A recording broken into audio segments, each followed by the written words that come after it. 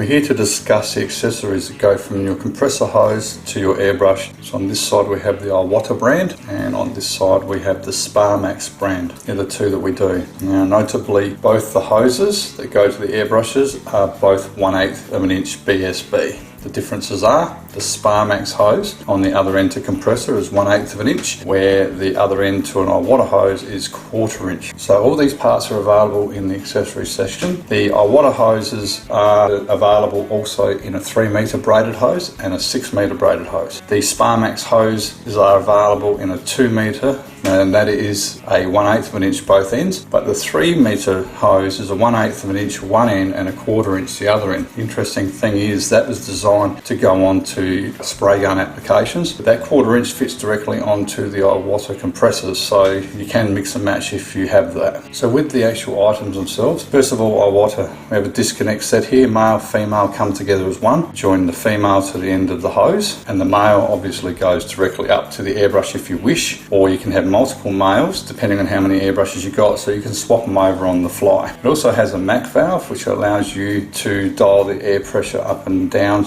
You won't get a gauge reading, but you can certainly change the pressure to get different air pressures as you need it. The last thing, and this is highly recommended, is the FA450 moisture trap. The hose itself can create condensation from heat and from use, and that condensation turns into a droplet, gets pushed up straight into the airbrush into your paint. This particular valve, the FA450, will stop anything from getting into your airbrush. It's the last line of defense. It has a depression valve underneath so you can release any of the moisture. Any of these items can go directly to the airbrush, or you can have all the items or whichever ones you choose. Same on the Sparmax side. So on the Sparmax, same again, disconnect set comes as a set. You can also get the males individually for however many airbrushes that you require. If you don't want to use that, they do have a swivel joint. The swivel joint goes directly to the hose, and then it has a male which can either go directly to the airbrush or any of the other accessories. The beauty of that is you can turn your hose to whatever angle you wish, and the swivel joint will keep it there, so you can keep it on any angle to keep it out of the way. From there they have a bleed valve. The valve allows you to turn the pressure up and down on the fly. The difference between this one and the Iwata, if I turn it around for you, you will see there is increments on the end, so you can actually turn it around by the increment and know exactly what you're spraying at. It will not give you a PSI reading, but it will give you a very close idea to what you're using each time. There again they have a silver bullet, which is a moisture trap. It does the same thing as the FA450. It gathers any moisture that comes in the line from condensation, stops it from getting into your airbrush. It is a must-have product, and it's got a bleed valve underneath so you can let anything out that gets into it. So now let's hook all these up.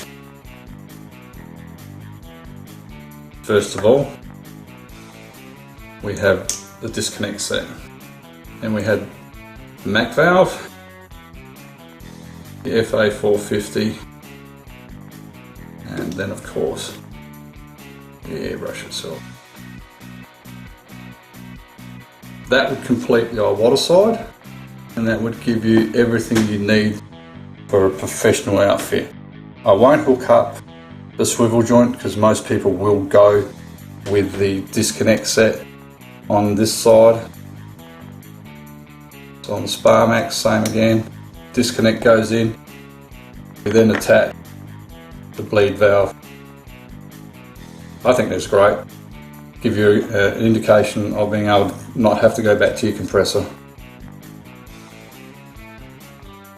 Silver bullet, so the moisture filter, and there again the airbrush. Now that gives you a professional setup on both sides, and like I said, you can mix and match any of these items across and they work because of the same screw thread pattern of 1/8 of an inch BSB.